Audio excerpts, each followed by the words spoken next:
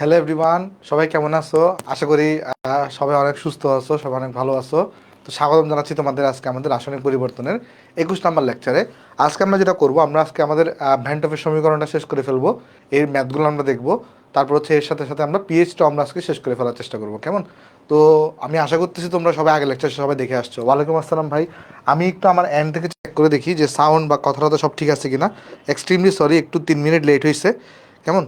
তো তোমরাও আমাকে একটু জানাও যে সাউন্ড বা সব লেখা টেখা সব ঠিক মতো দেখা যাচ্ছে কিনা। আমি আমার এন্ড থেকে একটু চেক করে দেখি, ঠিক আছে? একটা সেকেন্ড জাস্ট, আমি আমার এখান থেকে একটু চেক করে দেখি সব ঠিক আছে কিনা।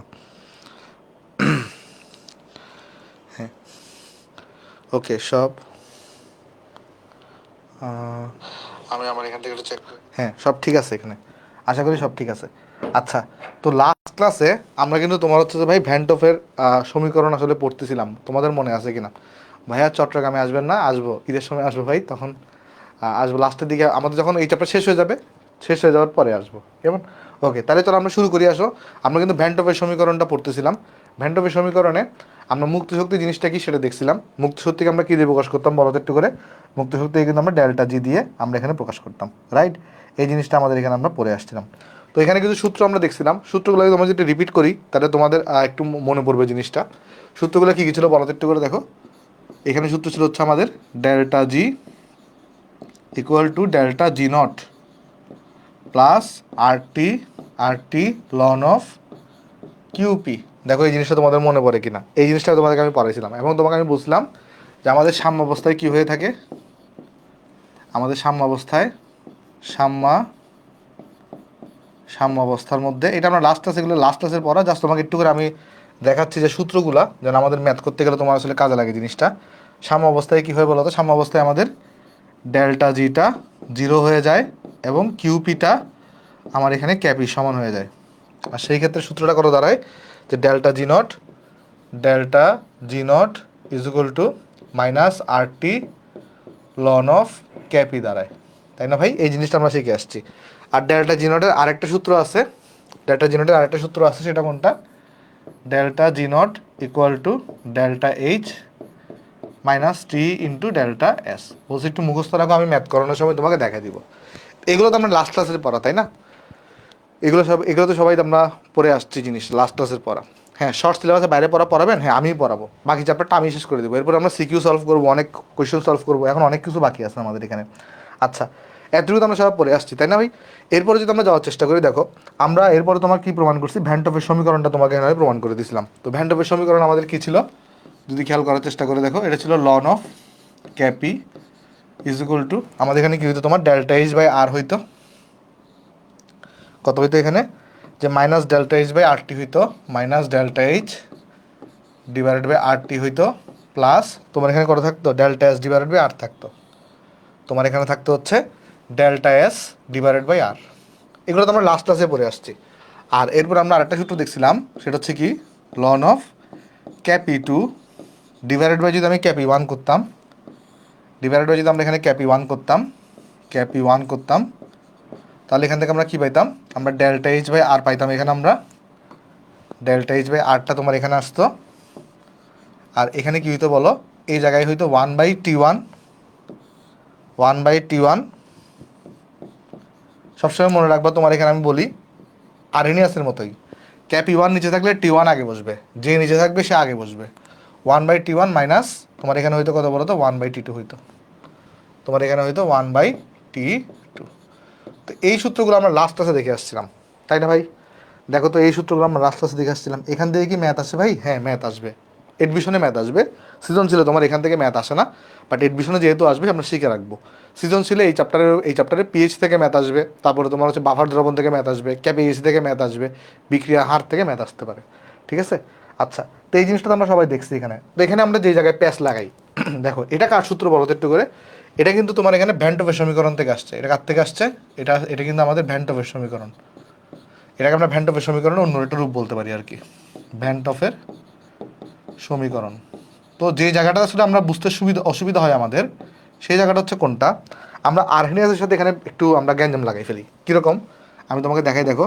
আরেকটা সূত্র আমরা পড়ে আসছিলাম, ln of K two divided by K1। Ln of কত বলো তো এখানে? ক্যাটু ডিভাইডেড বাই K1, মনে পড়ে কিনা দেখো। Ln of k two divided by k one, k two divided by k one equal to, সেক্ষেত্রে এখানে হয়তো কত বলো তো, ইআই ডিভাইডেড বাই আর হইতো, সেক্ষেত্রে এখানে হয়তো কত, অ্যাক্টিভেশন এনার্জি ডিভাইডেড বাই সার্বজনীন গ্যাস ধ্রুবক, আর এই জায়গাতে হয়তো তোমার কাছে 1/T1, 1/T1 হইতো মাইনাস এখানে হয়তো কত বলো তো 1/T2 হইতো, এই জায়গায় কত হইতো, এখানে এই জায়গায় হয়তো 1/T2 হইতো। বাট এটা সমীকরণ কাজ ছিল বলতো, এটা ছিল আরহেনিয়াসের সমীকরণ, এটা ছিল আরহেনিয়াসের সমীকরণ, এটা ছিল আরহেনিয়াসের ইকুয়েশন, ঠিক আছে। তাহলে যে জিনিসটা মাথায় রাখবা সেটা হচ্ছে কি, ভ্যান টপির সমীকরণটা কার কার মধ্যে সম্পর্ক নির্দেশ করে, সাম্য ধ্রুবকের সাথে টেম্পারেচারের, আর আরহেনিয়াসেরটা আমাদের হচ্ছে যে তোমার বিক্রিয়া হার ধ্রুবকের সাথে টেম্পারেচারের। তাহলে তোমাকে যদি কেউ ভ্যান টপের সমীকরণ বলে, আমার যে ভ্যান টপের সমীকরণটা আছে সেটা আসলে কার কার মধ্যে সম্পর্ক নির্দেশ করে, এটা হচ্ছে তোমার ক্যাপির সাথে, ক্যাপি ভার্সেস টেম্পারেচার। আর তোমার যে আরহেনিয়াসের ইকুয়েশন আছে সেটা আসলে কার কার মধ্যে সম্পর্ক নির্দেশ করে, যে বিক্রিয়ার হার ধ্রুবক ভার্সেস টেম্পারেচার।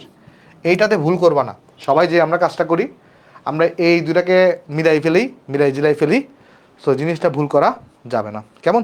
আচ্ছা, ওকে, তাহলে এতটুকু বোঝা গেছে। এখন আমরা চলো আমরা নেক্সটে যাই, এটা তো আমরা আগের পড়া, এখন আমাদের নতুন পড়া স্টার্ট হবে। আমরা এখন ভ্যান টপির সমীকরণে দুটা গ্রাফ আছে, সেই গ্রাফটা আমরা দেখার চেষ্টা করবো, কেমন? আমরা যেটা করব, দুটা গ্রাফ আমরা আঁকার চেষ্টা করবো ভ্যান টপির সমীকরণে। চলো গ্রাফগুলো কীরকম হয়ে থাকে দেখাই আসো তোমাকে আমি। আমরা লন ক্যাপি বনাম 1/T এর লেখচিত্র আঁকবো, ঠিক আছে। আমরা কি আঁকবো, আমরা লন অফ ক্যাপি বনাম 1/T এটা লেখচিত্র আঁকবো। তো এটার সমীকরণটা কীরকম ছিল বলো একটু করে আমাদের। সমীকরণ ছিল, আমি যদি দেখানোর চেষ্টা করি, সমীকরণটা ছিল তোমার এখানে ln of K P equal to minus delta H divided by কত হইতো এখানে, ডিভাইডেড বাই তোমার এখানে হয়তো RT, আর plus delta S divided by তোমার এখানে, এই যে দেখো এই সমীকরণটা কথা বলতেছি, minus delta H by R, delta H divide by RT আর ডেল্টা এস বাই আর, তারপর এখানে কত হইতো বলো তো, ডেল্টা এস ডিভাইড বাই তোমার কাছে আর হইতো, ঠিক আছে। আচ্ছা, এখন আমরা কার কার গ্রাফ আঁকতেছি বলো তো, লন ক্যাপি বনাম 1/T। তাহলে আমরা ওয়াই অক্ষকে লন ক্যাপিকে বসাইছি আর এক্স অক্ষের দিকে 1/T কে রাখছি। তাহলে আমাদের কাছে তুমি যদি লক্ষ্য করার চেষ্টা করে দেখো, আমরা যে কাজটা করছি, এই লন ক্যাপিটাকে আমরা এখানে ওয়াই দিয়ে রিপ্লেস করব, আর এই 1/Tটাকে আমরা এখানে এক্স দিয়ে রিপ্লেস করব। তাহলে এই সমীকরণটা অনেকটা y equal to mx plus c এর মতো আসতেছে না?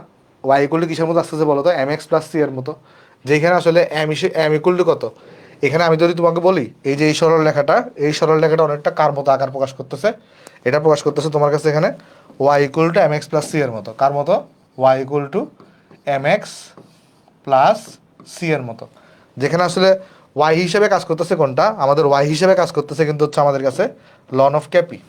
দেখো ওয়াই হিসেবে কাজ করতেছে কে, লন অফ ক্যাপি, এক্স হিসেবে কাজ করতেছে কে 1/T, এম হিসেবে কাজ করতেছে কে minus delta H divided by R, আর সি হিসেবে কাজ করতেছে কে ওই যে ডেল্টা এস ডিভাইডেড বাই হচ্ছে আর।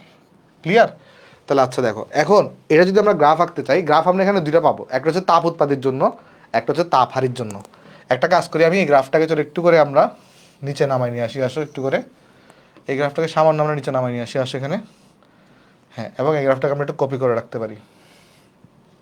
আমরা দুইটা সেম গ্রাফ আঁকবো, দুইটা এখানে আমরা সেম গ্রাফ আঁকবো, ওকে। একটা গ্রাফ আঁকবো আমরা তাপ উৎপাদির জন্য, একটা গ্রাফ আঁকবো আমরা কার জন্য, তাপ উৎপাদির জন্য, একটা গ্রাফ আঁকবো আমরা তাপ উৎপাদী বিক্রিয়ার জন্য, তাপ উৎপাদী বিক্রিয়া এটার জন্য। আমাকে একটু বলতে পারো যে তাপ উৎপাদী বিক্রিয়াতে ডেল্টা এস যেটা আছে সেটা পজিটিভ নাকি নেগেটিভ হয়? সেটা কিন্তু আমরা সবাই জানি নেগেটিভ হয়ে থাকে। তাহলে তাপ উৎপাদী বিক্রিয়ার জন্য ডেল্টা এসটা কিন্তু অলরেডি নেগেটিভ, আর এখানে সূত্রে আরেকটা নেগেটিভ আছে, তো নেগেটিভ কী হবে, পজিটিভ হয়ে যাবে না? তাই তাপ উৎপাদী বিক্রিয়ার যে গ্রাফটা, সেই গ্রাফটা কীরকম হবে এখানে, সেই গ্রাফটা হবে তোমার কাছে হচ্ছে দেখো, সেই গ্রাফটা হবে আমাদের চমৎকারভাবে এরকম একটা গ্রাফ হবে। দেখো এটা বুঝতে পারছো কিনা? ঢাল কত হবে, ঢাল কিন্তু হবে তোমার কাছে এখানে মাইনাস ডেল্টা এইচ বাই আর।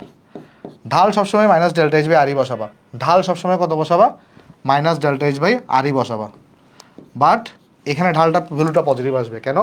কারণ আমাদের তাপ উৎপাদী বিক্রিয়ার জন্য ডেল্টা এইচটা নেগেটিভ হয়ে থাকে, নেগেটিভ পজিটিভ হয়ে যাবে, তাই তাপ উৎপাদী বিক্রিয়ার জন্য ঢালটা হবে এরকম পজিটিভ, আর পজিটিভ ঢাল মানে জিনিসটা এখানে উপরের দিকে উঠবে। আর এইখানে যতটুকু অংশ ছেদ করে এটাকে আমরা সবাই জানি কি বলা হয়ে থাকে বলো তো, এই যে ডেল্টা এস ডিভাইডেড বাই আর বলা হয়ে থাকবে, delta S divided by T বলা হয়ে থাকবে, টি নাকি আর আর আর আর delta S divided by R হয়ে থাকবে এটা। দেখো এটা বুঝতে পারছো কিনা, এই গ্রাফটা কি বোঝা গেছে ভাই? দেখো তো এই গ্রাফটা বুঝতে পারছো কিনা সবাই, এই গ্রাফটা কি সবাই বুঝতে পারছো?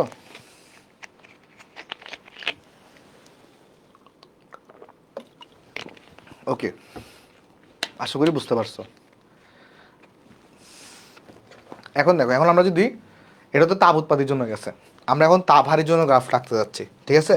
এটা তো আমার তাপ উৎপাদির জন্য গ্রাফ গেছে, এখন আমরা তাপ হারির জন্য গ্রাফ রাখতে যাচ্ছি। তাহলে আমার যদি এখানে তাপ হারি বিক্রিয়া চিন্তা করি আমরা, তাপ হারি বিক্রিয়া, তাপ হারি বিক্রিয়াতে আমার কিন্তু ডেল্টা এইচটা অলরেডি পজিটিভ হয়ে থাকে, তাপ হারি বিক্রিয়াতে আমার এখানে ডেল্টা এইচটা পজিটিভ হয়ে থাকে, তাহলে কিন্তু সূত্রের নেগেটিভ আর এখানে পজিটিভ মিলে আলটিমেটলি ঢালটা নেগেটিভই আসবে। তাহলে গ্রাফটা কীরকম হবে তখন সেই ক্ষেত্রে বলো তো একটু করে? গ্রাফটা হবে তোমার এরকম, এই যে দেখো ঢাল কিন্তু এটাই থাকবে, ঢাল ঢাল equal to minus delta H divided by আরই থাকবে, delta H divided by R থাকবে, ডেল্টা এইচ ডিভাইডেড বাই আরই থাকবে। এই ক্ষেত্রেও ঢাল minus delta H divided by R, এই ক্ষেত্রেও ঢাল থাকবে minus delta H divided by R. But ডিফারেন্সটা কোথায়? ডিফারেন্সটা হচ্ছে আমার তাপ হারি বিক্রিয়াতে ডেল্টা এইচটা পজিটিভ, তাই পজিটিভ আর নেগেটিভ গুণ হয়ে রেজাল্টটা নেগেটিভ আসবে, তাই নিম্নমুখী হয়েছে। আর তাপ উৎপাদ বিক্রিয়ায় ডেল্টা এইচটা নেগেটিভ, নেগেটিভ আর নেগেটিভ মিলে পজিটিভ হয়ে গেছে, তাই এটা ঊর্ধ্বমুখী হয়েছে। দেখো জিনিসটা এখানে বুঝতে পারছো কিনা? ওকে, আশা করি জিনিসটা ঢালটা সবার এখানে ক্লিয়ার। কারো কোনো কনফিউশন থাকলে আমাকে জানাতে পারো, ফেসবুকে যারা দেখতেছো তারাও একটু জানিও, কেমন? ওকে, আশা করি এটা সবার কাছে এখানে ক্লিয়ার। ওকে, এই জিনিসটা কি ক্লিয়ার? এই জিনিসটা আশা করি আমরা এখন সবাই এখানে বুঝতে পারতেছি।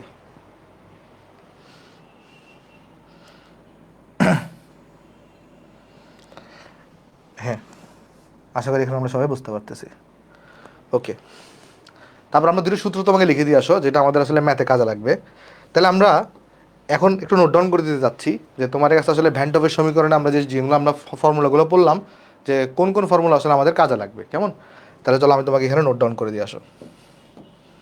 তাহলে আমরা এখানে লিখবো যে ভ্যান্টফের সমীকরণের ফর্মুলা, কোন কোন ফর্মুলাগুলো আমাদের কাজে লাগবে, কেমন? তাহলে এখানে আমরা লিখবো তোমার ভ্যান্ট হফের সমীকরণের সমীকরণের সমীকরণের ফর্মুলা।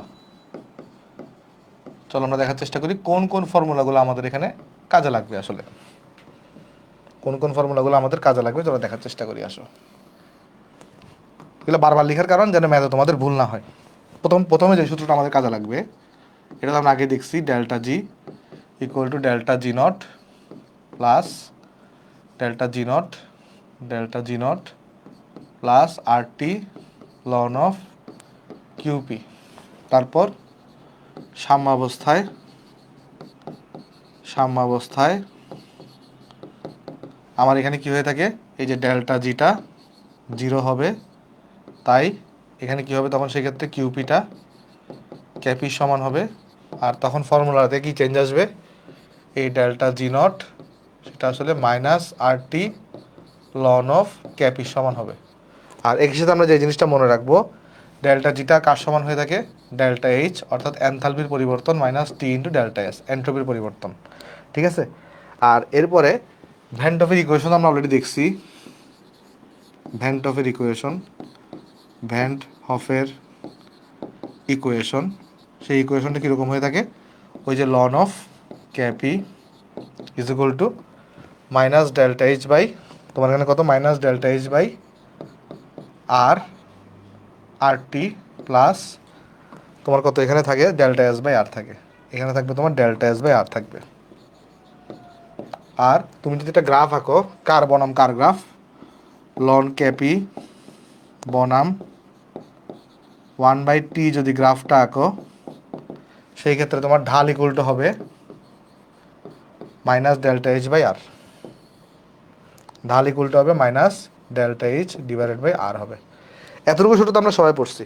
আর একই সাথে আরেকটা সূত্র আমরা এখানে পড়ে ফেলছি, সেটা কোনটা হয়ে থাকে, এখানে যদি একটু করে ছোটো করে যদি এখানে লিখে দিয়ে আসো এই জায়গাটাতে, যে ln of K P two divided by যদি ক্যাপি ওয়ান হয়, ডিভাইডেড বাই যদি ক্যাপি ওয়ান হয়ে থাকে এখানে, ডিভাইডেড বাই ক্যাপি ওয়ান যদি হয়ে থাকে, এটা হয়ে থাকে তোমার ডেল্টা এইচ বাই আর, এটা হয়ে থাকে কত delta H by R, delta H by R, তারপর হয়ে থাকে এখানে one by T one, K P one নিচে তাই টি ওয়ানটা আগে বসবে, one by T one minus one by T two, one by T two, one by T two.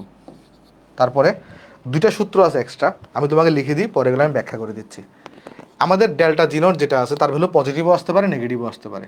ধরো আমার ডেল্টা জি নট এটা যদি নেগেটিভ আসে তাহলে কি বুঝাবে?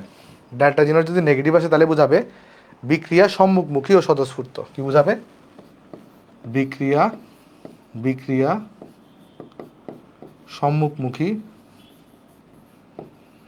বিক্রিয়া সম্মুখমুখী ও স্বতঃস্ফূর্ত, ও স্বতঃস্ফূর্ত।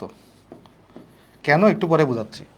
আর যদি কি হয়, ডেল্টা জি নট যদি পজিটিভ আসে, ডেল্টা জি নট যদি পজিটিভ আসে তাহলে এটা দ্বারা বোঝাবে বিক্রিয়া পশ্চাৎমুখী,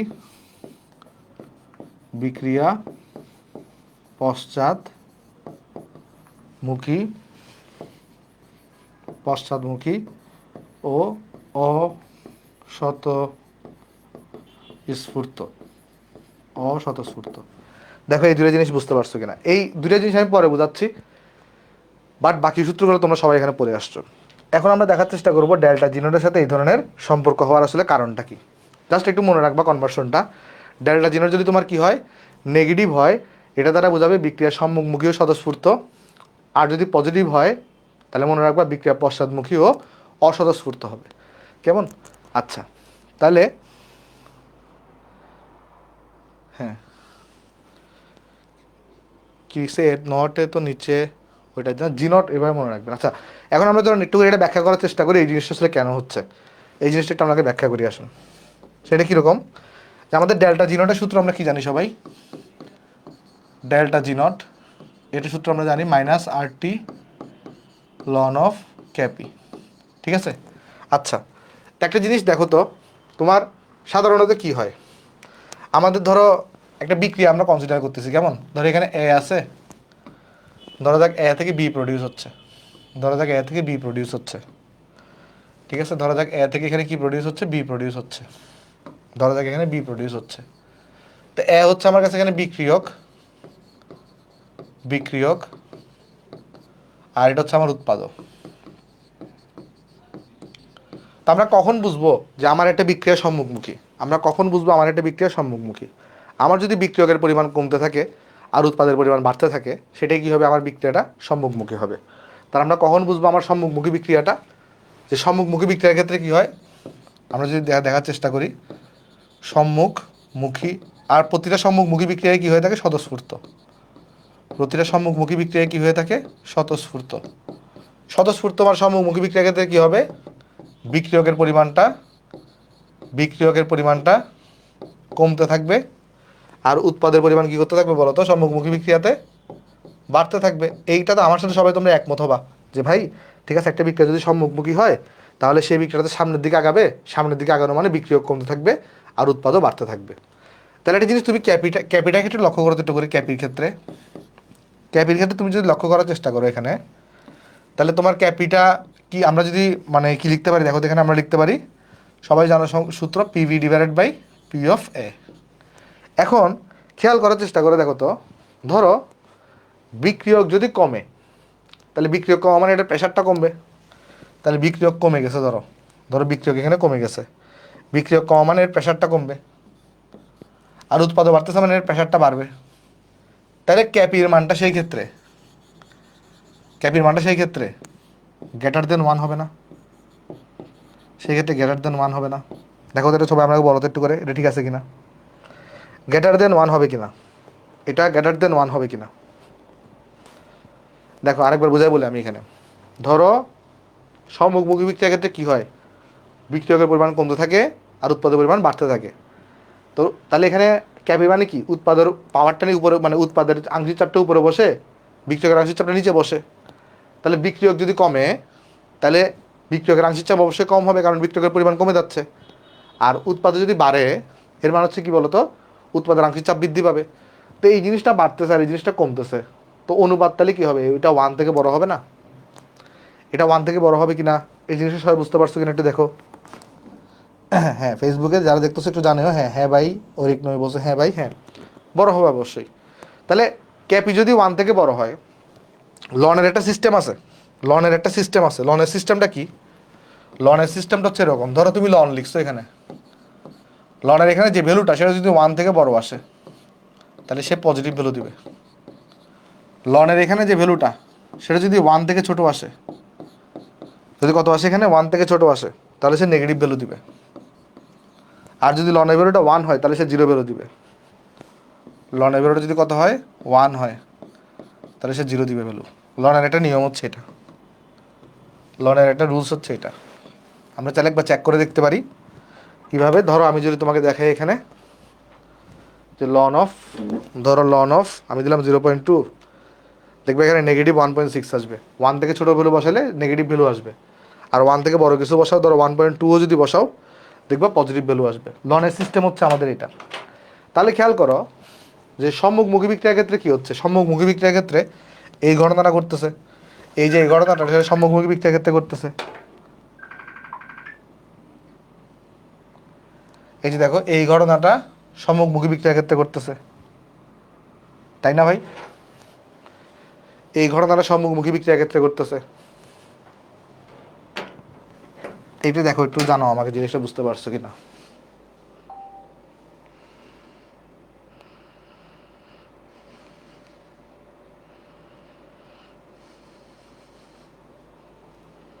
দেখো এই জিনিসটা বুঝতে পারছো কিনা।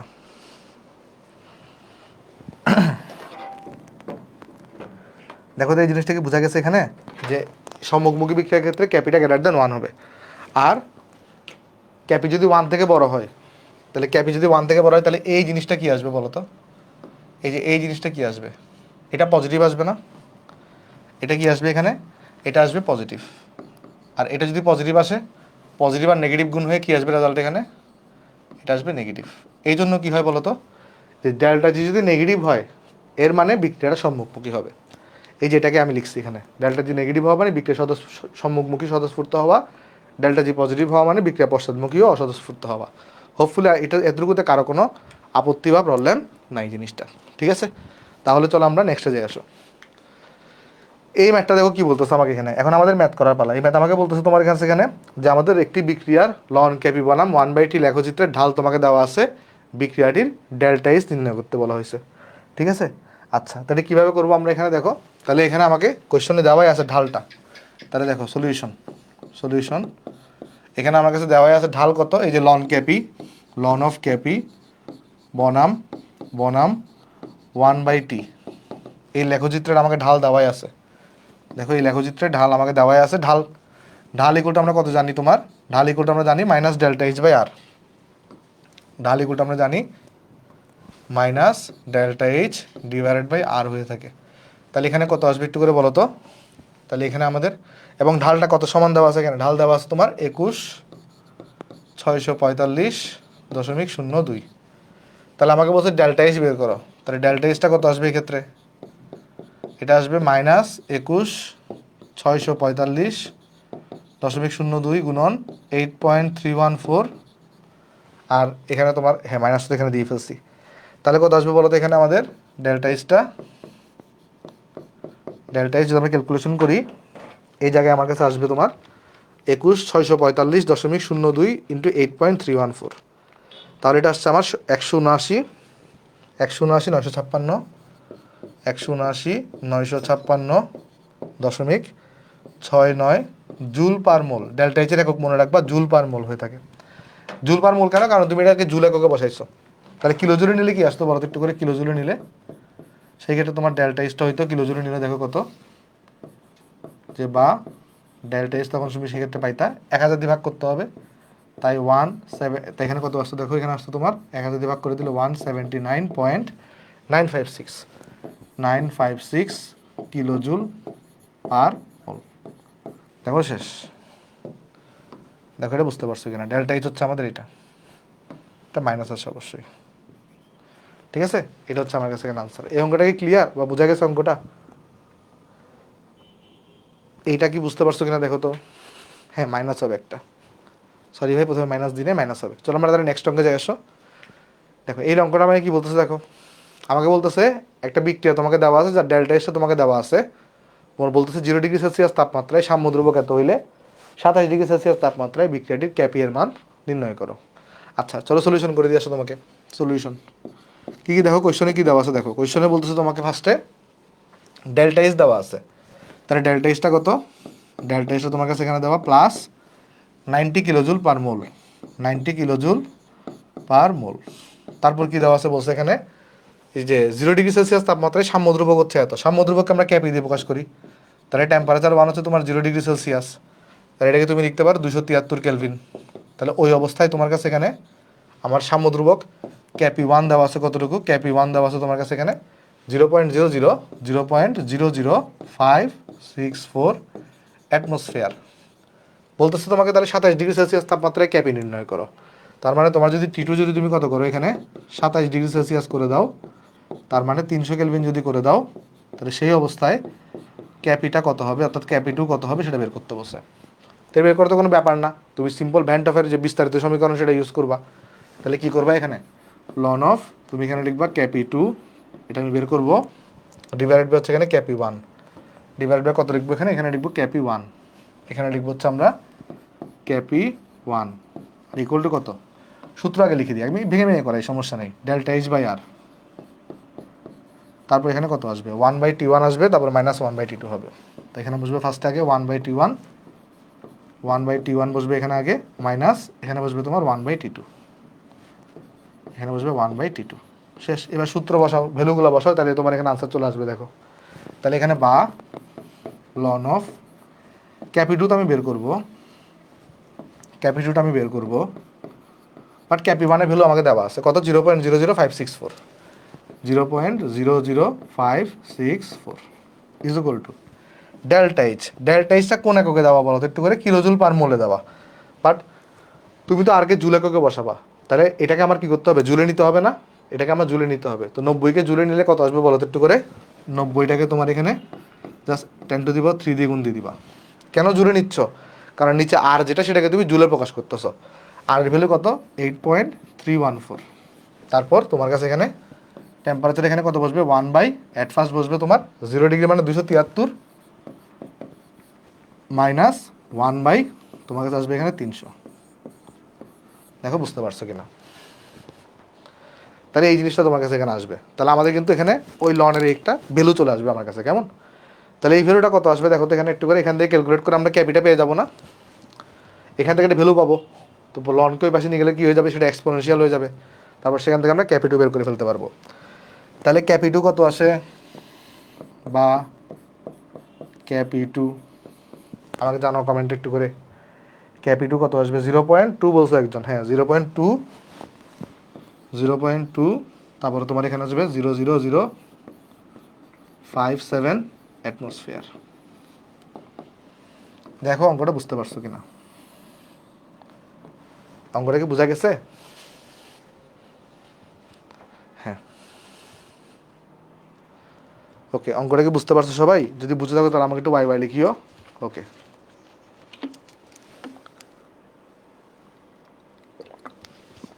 ভাইয়া ক্যালকুলেশনটা দেখান। আচ্ছা ক্যালকুলেশন দেখাচ্ছি দাঁড়াও, দেখো একজন বলছে ক্যালকুলেশনটা দেখান, তো কী করবো আগে এই ভ্যালুটা, এই ভ্যালুটা তাহলে তুমি আগে বের করো, এই ভ্যালুটা, এই ভ্যালুটা কত আসে দেখো তো একটু করে, এখানে এই ভ্যালু আসবে তোমার 90 গুণন 10⁻³ ডিভাইডেড বাই 8.314 ইন্টু এখানে আসবে 1/273 মাইনাস এখানে আসবে 1/300। তাহলে আমার কাছে এই ভ্যালুটা আসছে 3.568। মানে আমি যদি ছোটো করে তোমাকে যদি এখানে দেখানোর চেষ্টা করি, এখানে যে জিনিসটা আসছে এই যে তোমার লন অফ, আমি এক কাজ করি ক্যাপি টু বাই ক্যাপি ওয়ানই লিখি, ক্যাপি টু ডিভাইডেড বাই ক্যাপি ওয়ান, এই ভ্যালুটা ক্যালকুলেট করে এখানে আসছে 3.568, 3.5687 এরকম সামথিং আসছে। এখন তুমি যখন লনকে যখন এই পাশে নিয়ে যাবা, সেটা কী হয়ে যায়, এক্সপোনেনশিয়াল হয়ে যায়, এটা তোমরা সবাই জানো। তাহলে তুমি যখন এখানে এই যে ক্যাপি টু বাই যদি ক্যাপি ওয়ান করো, ক্যাপি 2 বাই যদি তুমি এখানে ক্যাপি 1 করো, লনকে এই পাশে নিলে সেটা এক্সপোনেনশিয়াল হয়ে যায়, এক্সপোনেনশিয়াল অফ 3.5687, এটা তো আমরা জানি। এরপরে ক্যাপি 1 এর মান বসাবো, এরপর এখান থেকে ক্যাপি 2টা বের করে ফেলবা, এটা পারবা। তাহলে চলো আমরা নেক্সটে যাই, আসো দেখি নেক্সট এই কোয়েশ্চনটা পড়ো তো সবাই। এই কোয়েশ্চনটা দেখো তোমার এখানে কি বলতেছে, বলতেছে delta G naught for half of n2 plus 3/2 h2 nh3 is এত, find out K P for the reaction at 25°C, also report K P and delta G naught for এই রিয়াকশনটার জন্য। ভাই আমি বুঝাই দিচ্ছি, ইংলিশে লেখা দিলেও কোনো টেনশন নেওয়ার দরকার নেই। এখানে তোমাকে একটা বিক্রিয়া দেওয়া আছে, ফার্স্ট অফ অল তোমাকে এখানে একটা বিক্রিয়া লেখা আছে, সেই বিক্রিয়াটা হচ্ছে আমাদের এটা, সেই বিক্রিয়াটা হচ্ছে আমাদের এটা। তো এই বিক্রিয়াটা ডেল্টা জি নটের ভ্যালু দেওয়া আছে কতটুকু, এত। তো এখান থেকে আমাকে ক্যাপিটা বের করতে বলছে এত তাপমাত্রায়, 25°C তাপমাত্রায়। ঠিক আছে, দেখো তো কোয়েশনটা সবাই বুঝতে পারছি কিনা, আশা করি কোয়েশনটা সবাই আমরা এখানে বুঝতে পারছি। তাহলে চলো করি আসো, আমরা এখানে সলিউশন করে দিয়ে আসো অঙ্কটা, আমি তোমাকে এখানে সলিউশন করি আসো, সলিউশন। তাহলে অ্যাট ফার্স্ট দেখো আমাকে বিক্রিয়াটা কীরকম দেওয়া আছে, অ্যাট ফার্স্ট আমাকে বিক্রিয়াটা বলতেছে এখানে half n2 plus 3/2 h2, 3/2 h2, তারপর এখানে একটা তোমার এখানে ডাবল অ্যারো চিহ্ন, তারপর তোমার এখানে ডাবল অ্যারো চিহ্ন, তারপর এখানে তোমাকে দেওয়া NH3। এই বিক্রিয়াটার জন্য আমাকে দেওয়া কি বলো তো, ডেল্টা জি নট দেওয়া আছে কোয়েশ্চনে, আমি ভেঙে ভেঙে করাচ্ছি, একদম ভেঙে ভেঙে করাচ্ছি। ডেল্টা জি নট দেওয়া কত, -16.5 কিলোজুল পার মোল, কিলোজুল পার মোল। তারপরে বলতেছে তোমাকে এখানে ক্যাপিটা বের করতে বলছে, ঠিক আছে কোয়েশ্চনে। তাহলে আর কত তাপমাত্রা বের করতে বলছে, 25 এর জন্য। তাহলে এখানে তোমার কাছে টেম্পারেচার দেওয়া আছে কতটুকু, টেম্পারেচার দেওয়া আছে 25°C, তার মানে 298 কেলভিন। এখন ডেল্টা জি নটের তুমি সূত্র জানো, তো ডেল্টা জি নটের সূত্র কত হয়ে থাকে, delta G naught minus RT ln of K P হয়ে থাকে না, -RT লন অফ কত হয়ে থাকে, ক্যাপি হয়ে থাকে। ঠিক আছে, তাহলে এখন আমাকে ক্যাপিটাই তো বের করতে বলছে, তাহলে এখান থেকে আমরা লিখতে পারি না যে তাহলে লন ক্যাপি মানে কত হবে, তাহলে লন অফ ক্যাপি মানে তোমার কাছে হবে এখানে যে মাইনাসটাকে যদি এই পাশে নিয়ে আসি, তাহলে minus delta G not divided by RT। ঠিক আছে, তারপরে দেখো এই যে মাইনাসটাকে এই পাশে আসছি আর RTকে ভাগ করে দিছি, তাহলে এবার যদি আমি ভ্যালু বসাই দিই এখানে, দেখো তো কত আসবে, এটা ভ্যালু বসাই দিলে এখানে দেখো অলরেডি একটা মাইনাস আছে, আর এখানে আচ্ছা ভেঙে ভেঙে করে -16.5 কিলোজুল, তো লিটার জুলে নিতে গেলে 10⁻³ দ্বিগুণ দিব, আর এই ভ্যালু তাহলে কত বসাবো, 10⁻³ এটা, আর এই ভ্যালু তাহলে বসাবো 8.314 জুলে আছে, এই জন্য টেম্পারেচার হচ্ছে এখানে 298।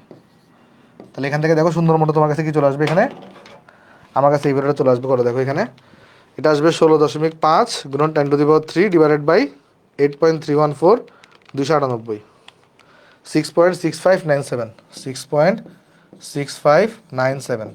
এখন তোমাকে তো ক্যাপি বের করতে হবে, তাহলে লনটা কই পাশে নিতে হবে, তাহলে লন ক্যাপি হচ্ছে এত আসছে, তাহলে ক্যাপি ইকুয়াল টু কত আসবে বলো তো, ক্যাপি ইকুয়াল টু লন কই পাশে নিতে সেটা এক্সপোনেনশিয়াল হয়ে যাবে, তাহলে এক্সপোনেনশিয়াল অফ 6.65 কত 97।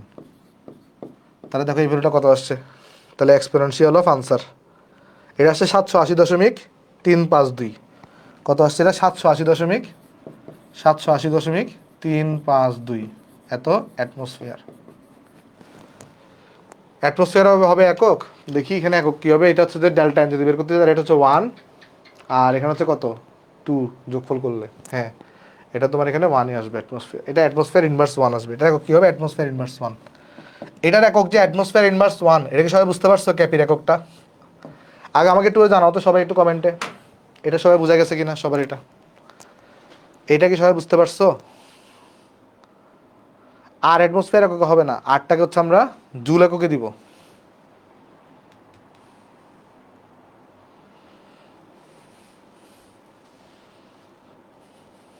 আর এখানে জুল এককে হবে কেন বলেন তো, কারণ উপরেটা তো আপনার জুল এককে আছে, উপরেটা জুল এককে, তাহলে জুলে জুলে কাটা যাবে, এখানে জুলে জুলে এখানে কাটা যাবে। ঠিক আছে, আচ্ছা অ্যাটমসফিয়ার ইনভার্স 1 এটা থেকে সবাই বুঝতে পারছি কেন, তাই না, কারণ এই যে ডেল্টা এন বের করার যে ব্যাপারটা আছে, জুল এককে কেন দিবেন, কারণ উপরেটা যে জুল এককে আছে এই জুল জুল কাটাকাটি করতে হবে, এই জন্য দিব জুল এককে। ঠিক আছে, জুল এককে এই জন্য দিতে হবে আমার। আশা করি সবাই এখানে আমরা এতটুকু বুঝতে পারতেছি।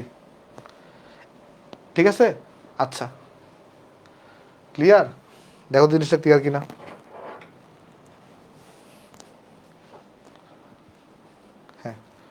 ওকে, আচ্ছা তাহলে এবার দেখো, তাহলে এরপরে কোয়েশ্চনটা কি বলছে দেখো তো, বলছে যে also report K P and delta G naught for এই রিয়াকশনটা। তাহলে এই রিয়াকশনের জন্য ক্যাপি কত হবে আর ডেল্টা জি নট কত হবে সেটা তোমাকে জিজ্ঞেস করছে। এটা তো খুব সোজা, এটা তো খুব সোজা। এটা আমি একটু নেক্সট পৃষ্ঠায় যাই, নেক্সট পৃষ্ঠায় আমরা যাই। আশা করি এতটুকু তোমরা তুলে ফেলতে পারছো। আর আমি তো স্লাইড দিয়ে দিবই, তখন তোমরা অথবা যতটুকু দুশো ততটুকুতে রাখো, আমি তো স্লাইড দিয়ে দিব, তখন বাকিটা তুলে ফেলিও। দেখো তাহলে আমি এতক্ষণ যদি কী বের করছি বলো তো একটু করে। আমি বের করছি আমার যে রিয়াকশনটা দেওয়া ছিল half of N2 plus 3/2H2, তারপরে যেটা দেওয়া ছিল আমার কাছে এখানে, এই যে কত এখানে দেখো, তারপরে দেওয়া ছিল তোমার কাছে এখান থেকে আমাদের কোনটা NH3। এই রিয়াকশনটার জন্য আমরা কি পাইছি বলো তো একটু করে। এই রিয়াকশনের জন্য আমরা ক্যাপির মান কত পাইছি এখানে, এই যে বাই করছি কত এখানে 780.352, 780.352 অ্যাটমসফিয়ার ইনভার্স 1। আর তোমাকে আরেকটা জিনিস কি বের করতে বলছে এখানে বলো তো একটু করে। তোমাকে বের করতে বলছে এখানে, এখানে ডেল্টা জি নট তুমি বের দেওয়াই ছিল কোশ্চনে, সেটা করে দেওয়া ছিল, ডেল্টা জি নট দেওয়া ছিল -16.5, -16.5 কিলোজুল পার মোলে দেওয়া ছিল। এখন তোমার কোশ্চনে বলতেছে কি, তুমি তাহলে এখন এই রিয়াকশনের জন্য বের করো, অর্থাৎ N2 প্লাস 3H2 2NH3 এই রিয়াকশনের জন্য ক্যাপি বের করো। এই রিয়াকশনের জন্য ক্যাপি বের করো, এই যে 2NH3 এই রিয়াকশনটার জন্য ক্যাপি কত হবে সেটা জিজ্ঞেস করছে, আর এর কারেসপন্ডিং ডেল্টা জি নট এটা কত হবে সেটাও তোমাকে জিজ্ঞেস করছে। তো এই ক্যাপি তো বের করা খুব সোজা। দেখো তো এই রিয়াকশনটাকে জাস্ট 2 দিয়ে গুণ করলে কিন্তু আমি এটা পেয়ে যাচ্ছি, তাই না? এই রিয়াকশনটাকে জাস্ট 2 দিয়ে গুণ করলে কিন্তু আমরা এটা পেয়ে যাচ্ছি। কত দিয়ে গুণ করলে এটা দেখো, এই যে দেখো এটাকে, এই যে দেখো এইটাকে জাস্ট আমি যদি কি করি এখানে বলো তো 2 দ্বারা গুণ করি, তাহলে তো আমরা পেয়ে যাচ্ছি, তাই না? তো n দ্বারা গুণ করলে ক্যাপি কত ইকুয়াল টু কত হয়ে থাকে বলো তো একটু করে। তোমরা এই সূত্রটা সবাই পড়ছো কি না, দাদা নিশ্চয়ই তোমাদেরকে পড়েছে, সঞ্জয় দাদা, যে ক্যাপি নিউ এটা ইকুয়াল টু হবে ক্যাপি, এটা ইকুয়াল টু হবে কত বলো তো, ক্যাপি পাওয়ার হবে n, যদি তুমি n দিয়ে গুণ করো। কোনো একটা সমীকরণকে n দিয়ে গুণ করা হলে নতুন ক্যাপি ইকুয়াল টু কত হবে, ক্যাপি পাওয়ার n হবে। এটা কি সবাই পড়ছো? এই জিনিসটা কি সবাই পড়ছো? দাদা নিশ্চয়ই তোমাদেরকে পড়াইছে এই জিনিসটা, দাদা নিশ্চয়ই তোমাদেরকে পড়াইছে। হ্যাঁ জি পড়ছো সবাই, ওকে। তাহলে এখন দেখো, তাহলে আমার এই রিয়াকশনের তো ক্যাপি বের করতে বসে, এই রিয়াকশনে ক্যাপি বের করতে হলে খুবই সোজা। তাহলে জাস্ট এটাকে 2 দ্বিগুণ করলে হচ্ছে। তাহলে এই রিয়াকশনে ক্যাপি আমি ওটা আমি জানি, রিয়াকশনে ক্যাপি কত 780.352 এটাকে জাস্ট 2 দিয়ে করে দাও, স্কোয়ার করে দাও, তাহলে তোমার এখানে হয়ে যাচ্ছে এখানে। তাহলে স্কোয়ার করে দিলে আমরা কি পেয়ে যাবো এখানে দেখো, আমার এখানে আনসার চলে আসবে। তাহলে এটা আনসার আসবে কত এখানে, এখানে আনসার আসবে আমাদের, জাস্ট এটাকে স্কোয়ার করে দাও, তাহলে আসবে 60, কত আসছে এখানে 60 79, এটা আসছে কত 60 79 79.23336 আসছে 336। আর এটা একক কী হবে এখানে, অ্যাটমসফিয়ার ইনভার্স 2 হবে। দেখো কারণ 2 থেকে 4 বাদ যাবে, এই জন্য অ্যাটমসফিয়ার ইনভার্স 2 হয়েছে। শেষ। দেখো জিনিসটা এখানে বুঝতে পারছো কিনা অঙ্কটা, এতটুকু কি বোঝা গেছে? এতটুকু কি বোঝা গেছে?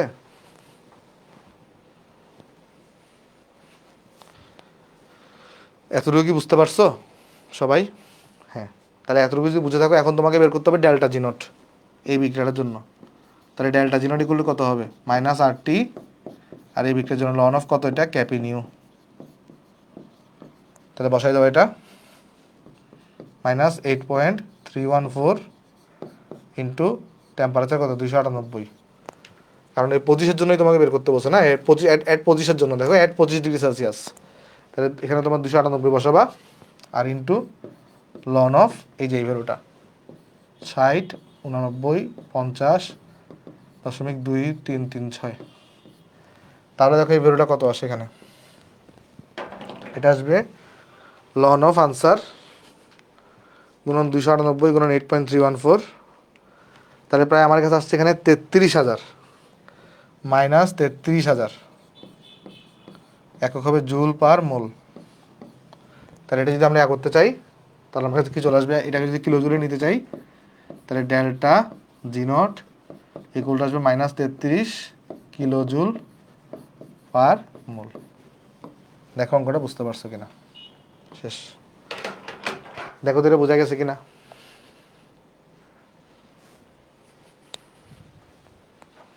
এই জিনিসটা কি সবাই বুঝতে পারছো? এই যে দেখো আমাদের সিম্পল হিসাব নিকাশ ছিল, এই জিনিসটা সবাই বুঝতে পারছো কিনা দেখো।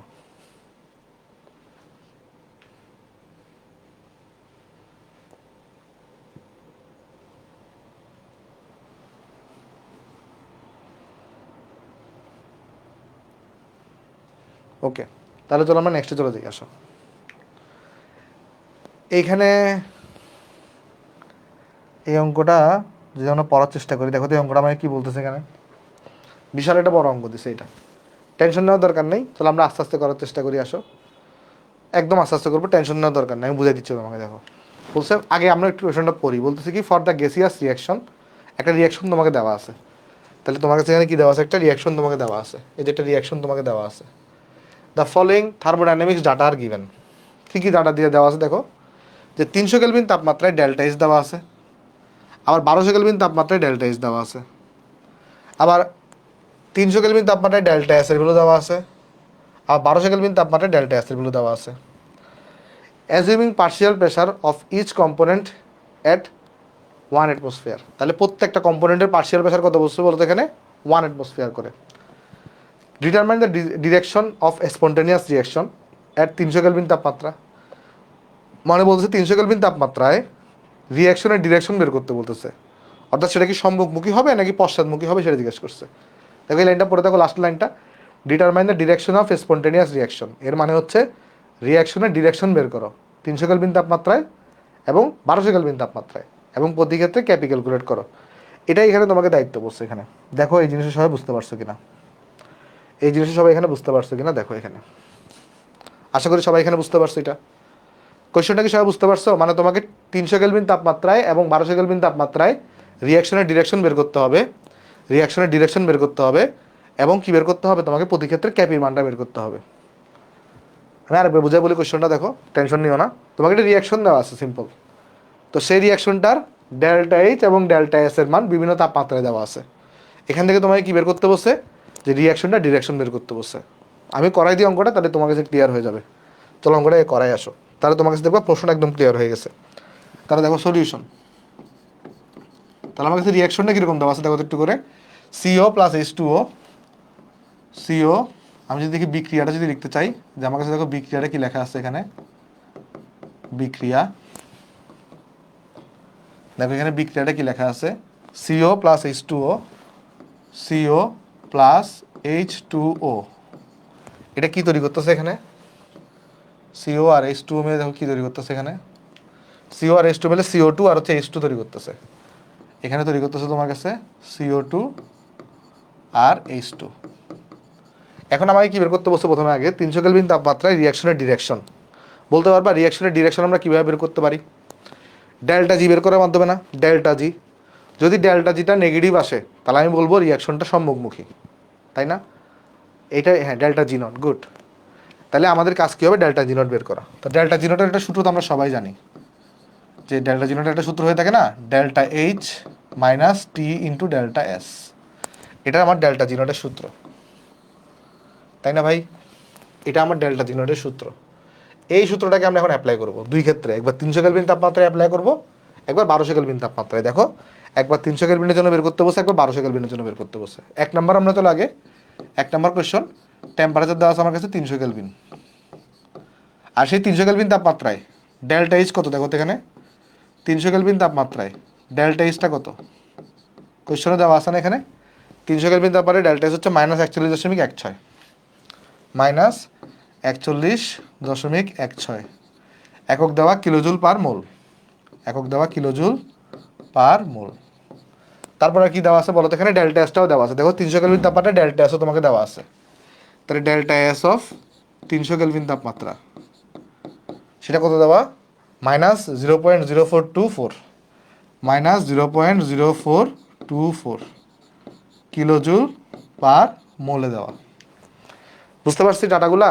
এখন তাহলে আমরা যা সিম্পল কাজ বলো তো, কি বলো তো এখানে আমাদের এখন সিম্পল কাজ, আমরা ডাটা বসাবো এখানে আর আনসার বের করবো। তাহলে আমি যদি এখন ডেল্টা জি নটটা বের করতে চাই, delta G not, at 300 kelvin তাপমাত্রায় ডেল্টা জিনোটা বের করবো অ্যাট কত তাপমাত্রায় 300 কেলভিন তাপমাত্রায়, তাহলে পেয়ে যাবো ডেল্টা এইচ কত, এখানে ডেল্টা এইচ হচ্ছে তোমার -41 কত এখানে 16 মাইনাস টি, টি এখানে কত, টি হচ্ছে এখানে 300, আর ডেল্টা এস এখানে কত -0.0424। ভাই এখানে কেন কিলোজুলটাকে জুলে নেন নাই, কারণ এখানে তো আর এর কোনো ব্যাপার স্যাপার নাই, এখানে কোনো জুলের ব্যাপার স্যাপার নেই, আর এর কোনো ব্যাপার স্যাপার নাই, তাই করছি এটা। তাহলে এখান থেকে দেখো তো আমার ডেল্টা জিটা কত চলে আসবে এখানে, এটা রেজাল্টটা, এই ডেল্টা জির ভ্যালু কত চলে আসবে এখানে, এটা আসবে -28.44, এটা আসবে কত -28.44 কিলোজুল পার মোল। তাহলে ডেল্টা জি পজিটিভ আসছে না নেগেটিভ আসছে, নেগেটিভ আসছে, তাহলে ডেল্টা জি নেগেটিভ আসে মানে কি 300 কেলভিন তাপমাত্রায় বিক্রিয়াটি সম্মুখমুখী হবে। তাহলে আমরা বলবো এখানে যেহেতু যেহেতু আমার delta G not of 300 kelvin এটা নেগেটিভ আসছে, তাই বিক্রিয়াটি সম্মুখমুখী হবে। এটাই তো আমাকে বের করতে বলছে, বিক্রিয়ার ডিরেকশন, বিক্রিয়াটি সম্মুখমুখী হবে। দেখো তো খুব কঠিন অঙ্ক না, সোজা অঙ্ক, পারা উচিত এটা আমাদের, তাই না ভাই?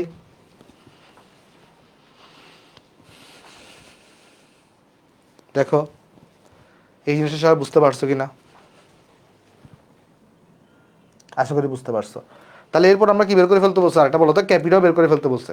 তাহলে ক্যাপি বের করতে আরো সোজা, যে K P delta G naught equal to -RT ln of K P.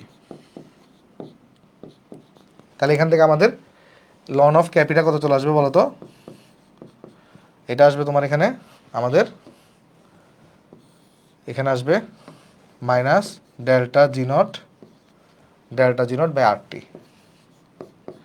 তাহলে আমি যদি 300 কেলভিন তাপমাত্রায় ক্যাপি বের করতে যাচ্ছি, তাহলে সেই ক্ষেত্রে আমার লন অফ ক্যাপি এটা ইকুয়াল টু আসবে আমার কাছে এখানে, এই তাপমাত্রায় ডেল্টা জি নট কত আসছে, ডেল্টা জি নট আসছে এখানে তো মাইনাস মাইনাস দুটো আছে, এখানে দেখো একটা মাইনাস বাইরে আর একটা মাইনাস এখানে 28.44, এটাকে তুমি 10⁻³ দিয়ে গুণ দিয়ে জুলে নাও, তারপরে 8.314 টেম্পারেচার কত বসাবা 300 কেলভিনের জন্য, তাহলে 300 বসাবা।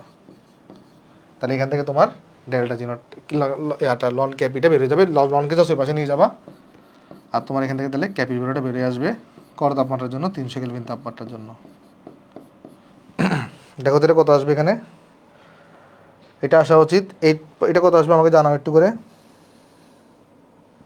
8.95 10⁻⁴, 8.95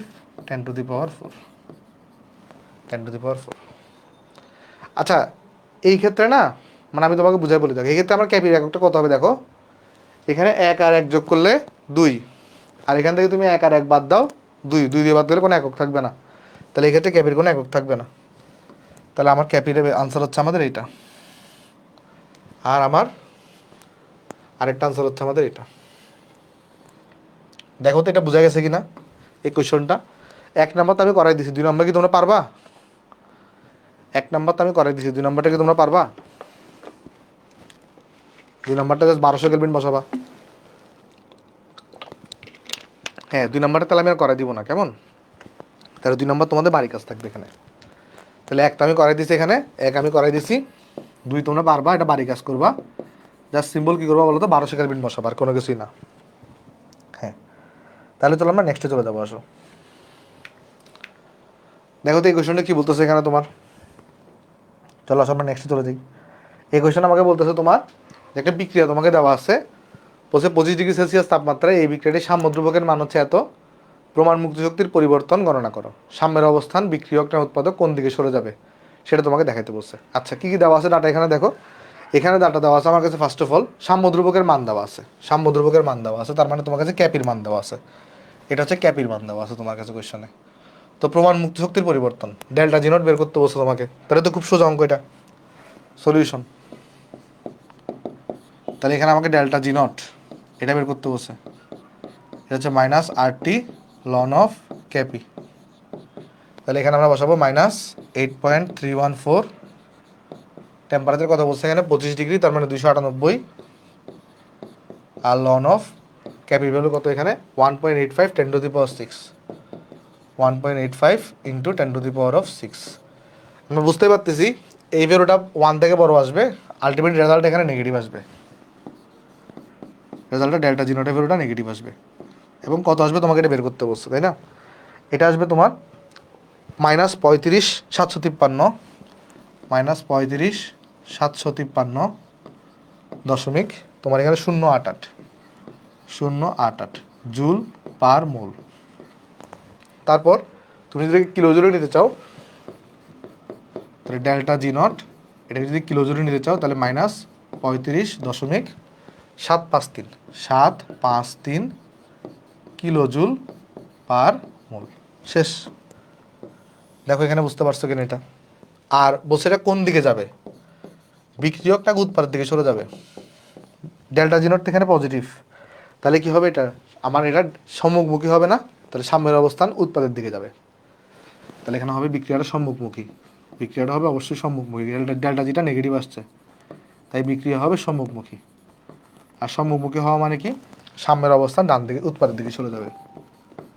এখানে কি হবে সাম্যের অবস্থান, সাম্যের অবস্থান উৎপাদের দিকে সরে যাবে, উৎপাদের দিকে, উৎপাদের দিকে সরে যাবে। ক্লিয়ার? দেখো তো অঙ্কটা ক্লিয়ার কিনা, এটা হচ্ছে তোমার আনসার। এটা বোঝা গেছে না ভাই? এটা বোঝা গেছে কিনা দেখো, এটা বোঝা গেছে কিনা দেখো। হ্যাঁ আশা করি বুঝতে পারছো। চলো নেক্সটে যাই। নেক্সটে এটা পারবা না, এটা পারবা, এটা তোমাদের বাড়ি কাজ দিচ্ছি আমি, এটা তোমাদের বাড়ি কাজ থাকবে। তারপর যাই, ডেল্টা জি ডেল্টা এস দেওয়া, ডেল্টা জি ডেল্টা এস দেওয়া, বিক্রিয়ার মুক্ত শক্তি পরিবর্তন, তাপ উৎপাদন না তাপ হারি স্বতঃস্ফূর্তভাবে ঘটবে কিনা ব্যাখ্যা করতে বসে। চলো করে দিয়ে আসো সলিউশন। তাহলে এখানে ডেল্টা এইচও দেওয়া আছে, ডেল্টা এসও দেওয়া আছে, তাহলে ডেল্টা জি সূত্র কি বলো তো একটু করে। ডেল্টা জি আমরা শিখে আসছি না ডেল্টা জি সূত্র, ডেল্টা জি সূত্র আমাদের কোথায় থাকে delta H minus T into delta S. Delta H দেখো সূত্র হচ্ছে delta H minus T into delta S. তাহলে এখন দেখো ডেল্টা এইচ হচ্ছে তোমার -795, -795 মাইনাস টেম্পারেচার হচ্ছে কত এখানে, টেম্পারেচার কথা বলছে এখানে তোমার, হ্যাঁ বলছে 25 ডিগ্রি কথা বলছে এখানে, দেখো 25 ডিগ্রি, তাহলে টেম্পারেচার হচ্ছে তোমার 298। আর ডেল্টা এসটা কত -150, -150। এখানে কোনো আর এর ব্যাপার স্যাপার নাই, তাই এটাকে জুড়ে নিতে হচ্ছে না, কেমন? তাহলে এখানে কত আসবে -795 মাইনাস এটা প্লাস হয়ে যাবে 298। আচ্ছা একটা জিনিস দেখো, এখানে আমি একটা ভুল করছি, কি ভুল করছি আমি তোমার একটু করে বলি। দেখো এটা কিন্তু অলরেডি জুলে দেওয়া, খেয়াল করো এটা জুলে দেওয়া, আর এগুলো কিন্তু কিলো জুলে দেওয়া, তাহলে এটা কিন্তু কিলো জুলে, এই যে প্রথমটা কিলো জুলে, তাহলে এটাকে জুলে নিতে হবে, তাই এটাকে এটা লিখলে হবে না, তাই লিখতে হবে জুলে নিলে কত আসবে, এটা আসবে 0.15। আমি তো বলি এত বড় বড় তো হওয়ার কথা না, এটা হবে 0.15। দেখো এটা বুঝতে পারছো কিনা, এটা জুলে দেওয়া, এটাকে কিলো জুলে নিছি, এটা কোথায় নিছি, এটাকে কিলো জুলে নিছি, কেমন কিলো জুলে নিছি। হ্যাঁ তাহলে এখানে আমাদের, হ্যাঁ এটা প্রমাণ মুক্ত শক্তি পরিবর্তন, এখানে কোয়েশ্চনে তাহলে একটু ভুল লিখছে, এখানে হবে তোমার প্রমাণ মুক্ত শক্তির পরিবর্তন হবে, কেমন? আচ্ছা এখানে বিক্রিয়ার প্রমাণ মুক্ত শক্তির পরিবর্তন হিসাব করো। আর যদি এরকম মুক্ত শক্তি বলে তাহলে তুমি যদি ডাটা যদি ধরো তোমাকে বললো মুক্ত শক্তির পরিবর্তন হিসাব করো, বাট তোমাকে কিউপির ডাটাটা দেওয়া নাই, তো কিউপি দেওয়া না থাকলে তুমি তো বের করতে পারবা না, তাহলে সেক্ষেত্রে মুক্ত শক্তির আগে প্রমাণ মুক্ত শক্তি ধরে নিয়ে অঙ্কটা করতে হবে। কোয়েশনটা বুঝতে পারছো? মানে যদি এরকম হয় যে তোমাকে বললো মুক্ত শক্তির পরিবর্তন হিসাব করো, বাট কিউপি কীভাবে বের করতে হবে সেটা কোনো ইনফরমেশনই তোমাকে দেওয়া নেই, সেক্ষেত্রে তোমাকে মুক্ত শক্তি বলতে প্রমাণ মুক্ত শক্তি ধরে অঙ্কটা আগাইতে হবে। আচ্ছা তাহলে এখান থেকে দেখো আমার কত আসবে, তাহলে এটা প্লাস 298 ইন্টু 0.15, তাহলে এটা আসছে আমার -750.3, এটা আসছে কত মাইনাস, দেখো এটা আসছে কত -750.3 কিলো জুল পার মোল। তাহলে আমার ডেল্টা জি এর ভ্যালুটা বেড়ে গেছে, ডেল্টা জি নটের ভ্যালুটা বেড়ে গেছে। তারপর আমাকে কী বের করতে বসে, বিক্রিয়াটি তাপ উৎপাদন নাকি তাপ হারি, এটা তো আমরা ডেল্টা এইচ থেকে বুঝতে পারবো, ডেল্টা এইচটা এখানে নেগেটিভ, দেখো ডেল্টা এইচ যেটা আছে এটা হচ্ছে নেগেটিভ, তাহলে বিক্রিয়াটি তাপ উৎপাদী, বিক্রিয়াটি তাপ উৎপাদী। তারপর বের করতে বলছো তোমার কাছে কি বলো তো এখানে, যে স্বতঃস্ফূর্তভাবে ঘটবে কিনা। হ্যাঁ, ডেল্টা জি নটটা নেগেটিভ আসছে, তাহলে স্বতঃস্ফূর্তভাবে ঘটবে। তাহলে এখানে আমাদের ডেল্টা জি নট এটা নেগেটিভ আসছে, তাহলে বিক্রিয়া হবে স্বতঃস্ফূর্ত, বিক্রিয়া স্বতঃস্ফূর্তভাবে ঘটবে, বিক্রিয়া স্বতঃস্ফূর্ত। দেখো এটা বুঝতে পারছো কিনা, ক্লিয়ার? আশা করি অঙ্কটা এখানে সবার কাছে ক্লিয়ার। তাহলে আমরা ধরো নেক্সট অঙ্কে চলে যাই। আসো, যারা ফেসবুকে দেখতেছো ওরা একটু জানাইও সবাই জিনিসটা এখানে বুঝতে পারছো কিনা। আশা করি বুঝতে পারছো এটা। হ্যাঁ, তাহলে চলো নেক্সটে যাই। দেখো তো এটা পারা যাবে কিনা। ডেল্টা এস দেওয়া আছে, ডেল্টা এস পারবা এটা, তাহলে এটা পারবা, তাহলে এটা তোমাদের বাড়ি কাজ দিচ্ছি। চলো নেক্সটে যাই। আচ্ছা, শেষ আমাদের এই টপিকটার, অর্থাৎ ভ্যান টপের সমীকরণের আমাদের যে ম্যাথগুলো আছে সেটা কিন্তু আমাদের এখানে সমাপ্তি হচ্ছে। কেমন? আমরা এখন যেটা আলোচনা করব আমাদের, সেটা হচ্ছে আমাদের এসিড ও ক্ষারের তীব্রতা নিয়ে আমরা আলোচনা করার চেষ্টা করব। আমরা প্রথমে এসিডের তীব্রতা দেখব, এরপর হচ্ছে আমরা ক্ষারের তীব্রতা দেখব। কেমন? আচ্ছা, এসিড কয় প্রকারের হইতে পারে? এসিড হচ্ছে, আমরা এসিডকে মূলত দুই ভাগে ভাগ করতে পারি অক্সিজেনের উপস্থিতির ভিত্তিতে। একটা হচ্ছে অক্সো এসিড, একটা হচ্ছে হাইড্রাসিড। দেখো এসিডকে যদি আমরা এখানে ভাগ করতে চাই, এটি সংজ্ঞাগুলো একটু পরে দেখিও। আগে দেখো এসিডকে যদি আমরা ভাগ করতে চাই, এসিডকে তাহলে আমরা মোটামুটি দুই ভাগে ভাগ করতে পারি। এসিডকে আমরা দুই ভাগে ভাগ করতে পারি। একটা হচ্ছে কি, একটা হচ্ছে তোমার কাছে হচ্ছে আমাদের হবে অক্সো অ্যাসিড, একটা হবে তোমার কাছে অক্সো অ্যাসিড। অক্সো অ্যাসিড মানে এমন অ্যাসিড যেখানে অক্সিজেন থাকবে। নাইট্রিক অ্যাসিড হইতে পারে, সালফিউরিক অ্যাসিড হইতে পারে, ক্লোরিক অ্যাসিড হইতে পারে, ঠিক আছে, এরকম হইতে পারে। আর আরেকটা আছে তোমার কাছে কি বলতো, হাইড্রাসিড। আরেকটা আছে তোমার কাছে এখানে হাইড্রাসিড। হাইড্রাসিডটা কীরকম? হাইড্রাসিড তোমার হচ্ছে এরকম হয়ে থাকে, এই যে ধরো HF, HCl, HBr, এগুলো হচ্ছে হাইড্রাসিড। ঠিক আছে, মানে এখানে কোনো অক্সিজেন থাকবে না। আচ্ছা, তো এখন আমরা যেটা প্রথমে দেখবো সেটা হচ্ছে আগে অক্সো অ্যাসিডের সক্রিয়তা ক্রমটা কীভাবে বের করে, এটা এমসিকিউর জন্য অনেক গুরুত্বপূর্ণ। এরপর আমরা দেখবো হাইড্রাসিডের সক্রিয়তা ক্রমটা কীভাবে বের করে। প্রথমে আগে এখানে অক্সো অ্যাসিড নিয়ে কথা বলছে। দেখো অক্সো অ্যাসিড সম্পর্কে কী বলছে একটু চলো আমরা আলোচনা করি। আসো, ফার্স্টে আমাদের কাজটা কী হবে এখানে, ফার্স্টে আমার কাজটা হবে যে অক্সো অ্যাসিডের কী বের করা, কেন্দ্রীয় মোলের জারণ মান নির্ণয় করা। এটা আমার প্রথম কাজ হবে। পরে যে অক্সো অ্যাসিডের জারণ মান যত বেশি হবে, দেখো জারণ মান যত বেশি হবে, সে অক্সো অ্যাসিড তত বেশি কী হবে বলতো, তীব্র বা শক্তিশালী হবে। সে অ্যাসিড তত বেশি তীব্র বা শক্তিশালী হবে। আচ্ছা, একটা অ্যাসিড শক্তিশালী হওয়া মানে কি, সে তাড়াতাড়ি H+ প্রডিউস করবে। একটা অ্যাসিড শক্তিশালী হওয়া মানে কি, সে তাড়াতাড়ি রিয়াকশন করবে বা তাড়াতাড়ি তোমার হচ্ছে যে H+ উৎপন্ন করবে। তাহলে একটা অ্যাসিড, কোনো একটা যৌগ যত শক্তিশালী হয় সে তত আনস্টেবল হয়। কথাটা বুঝতেছো কিনা দেখো, আমি আরেকবার বুঝাই বলি। অ্যাসিড শক্তিশালী হওয়া মানে কি, সে তাড়াতাড়ি H+ পরিণত, মানে H+ আয়ন উৎপন্ন করবে। তাহলে সে আর অ্যাসিড থাকতেছে না, সে H+ কনভার্ট হয়ে যাচ্ছে, তাহলে সে হচ্ছে আনস্টেবল। তাহলে যে যত বেশি শক্তিশালী হবে সে তত বেশি আনস্টেবল হবে, এটা মনে রাখবা। আর যদি, তাহলে একটা কথা কি হলো, যে আমরা প্রথমে আগে কেন্দ্রীয় মৌলের জারণ মান বের করব। যার জারণ মানটা বেশি আসবে সে কী হবে বলো তো তোমার এখানে, সে হবে তোমার তীব্র অ্যাসিড। বাট এমন যদি হয় দুইজনের জারণ মান সমান আসছে, ধরো দুইটা অ্যাসিড আছে, তো তাদের কেন্দ্রীয় মৌলের জারণ মান সমান আসছে, সেই ক্ষেত্রে যার আকার ছোট থাকবে সে তোমার কী হবে বলো তো, সে তোমার এখানে তীব্র অ্যাসিড হবে। যে লিখছে দেখো, যদি কেন্দ্রীয় মৌলের জারণ মান সমান হয়, কী হয় বলো, জারণ মান যদি সমান হয় সেক্ষেত্রে কেন্দ্রীয় মৌলের যেটার আকার ছোট সে বেশি শক্তিশালী হবে। এই দুইটা কি পয়েন্ট মনে রাখলেই তোমার চলবে, তাহলে আমি তোমাকে চলো কিছু উদাহরণ দেখাই, তাহলে তুমি বুঝতে পারবা।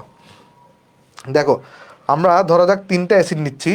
একটা হচ্ছে আমাদের ধরা যাক H2SO4, তারপরে HNO3, আর হচ্ছে আমরা HClO4 কে নিচ্ছি। এই চারটার মধ্যে আমি কম্পেয়ার করতে যাচ্ছি কে বেশি শক্তিশালী। কেমন? এই চারটার মধ্যে আমরা তিনটার মধ্যে কম্পেয়ার করতে যাচ্ছি কে বেশি শক্তিশালী। তিনটা কি অক্সো অ্যাসিড না ভাই? তাহলে তিনটার মধ্যে আমি কম্পেয়ার করতে যাচ্ছি। কীভাবে করবো? অ্যাট ফার্স্ট ধরা যাক আমরা H2SO4 কে নিয়ে চিন্তা করি। আসো, H2SO4 কে নিয়ে, তাহলে H2SO4 এর মধ্যে কেন্দ্রীয় মৌল কোনটা? সালফার। তাহলে সালফারের জারণ মান কত? X হবে। সালফারের জারণ মানটাকে আমরা কত ধরে নিতে পারি এখানে? সালফারের জারণ মানটাকে আমরা X ধরে নিতে পারি। নিলাম। তো নেওয়ার পর এখানে দেখো, তাহলে এক্সট্রা কত আসবে এখানে? এক্সটা কত আসবে দেখো, কেন্দ্রীয় মৌলের জারণ মান এক্স যদি নিই এখানে আমরা, দেখো হাইড্রোজেনের কত হয়ে থাকে +1, তাহলে +1 গুণন 2 হবে। সালফার হচ্ছে এখানে এক্স হয়ে থাকে। অক্সিজেন -2, -2 গুণন 4 হবে। পুরা যোগের জারণ মান সবসময় শূন্য হবে, পুরা যোগের জারণ মান সবসময় শূন্য হবে। তাহলে এখান থেকে এক্স ইকুয়াল কত চলে আসবে বলো, এক্স ইকুয়াল চলে আসবে +6। তারপরে তারপরে তুমি যদি দেখতে চাও এখানে ধরো HNO3, HNO3, তো এখানে নাইট্রোজেনের আমরা ধরে নিচ্ছি কেন্দ্রীয় মৌলের জারণ মান হচ্ছে প্লাস ধরো এক্স, তাহলে সেই ক্ষেত্রে আমার এখানে এক্সটা কত আসবে দেখো তো, এখানে +5 আসবে। তারপর তোমাকে ভেঙে ভেঙে দেখাচ্ছি, +x -2 গুণন 3, পুরা যোগের জারণ মান শূন্য। তাহলে এখানে কত আসবে, এক্স ইকুয়াল চলে আসবে +5। তারপরে ধরো তোমার কাছে আছে এখানে HClO4, তারপর আছে তোমার কাছে ধরো HClO4, তাহলে এখানে আমার কত হবে, এই জায়গাটায় এক্স ধরে নিলাম এটাকে, তাহলে এখানে কত আসবে দেখো, হাইড্রোজেনের এখানে হচ্ছে +1, সিএল হচ্ছে সিএল হচ্ছে আমরা এক্স ধরে নিছি এখানে, আর এখানে হচ্ছে যে -2 গুণন 4, পুরো যোগের জারণ মান শূন্য। তাহলে এক্স ইকুয়াল কত চলে আসবে এখানে, এক্স ইকুয়াল টু আসবে +7। তাহলে দেখো তো এখানের মধ্যে যদি আমি কম্পেয়ার করতে চাই, তাহলে কোনটা বেশি হবে সবচেয়ে বেশি, শক্তির ক্রম যদি আমরা হিসাব করতে চাই, তাহলে আমরা যদি শক্তির তীব্রতা হিসাব করতে চাই বা শক্তির ক্রম, তাহলে শক্তির ক্রম অনুযায়ী সবার বেশি কোনটা হবে, সবার বেশি হবে HClO4, সবার বেশি কোনটা হবে, সবার বেশি হবে HClO4, তারপরে আসবে H2SO4, তারপরে আসবে গিয়ে কোনটা বলো তো, HNO3। কেন, কারণ আমার এই জায়গায় জারণ মান +7, এই জায়গায় জারণ মান +6, এই জায়গায় জারণ মান +5, বুঝতে পারছো? বাট তুমি যদি কিসের করে স্থায়িত্বের ক্রম চিন্তা করো, স্থায়িত্বের ক্রম হবে তার উল্টা, স্থায়িত্বের ক্রম হবে তার উল্টা, স্থায়িত্বের ক্রম হবে তার উল্টা। সবসময় মনে রাখবা সক্রিয়তার উল্টাটা হয় স্থায়িত্বের ক্রম। তাহলে স্থায়িত্বের ক্রমের বেলায় HClO4 থেকে এটা বেশি, H2SO4, আবার এটা থেকে HNO3টা বেশি, ঠিক আছে?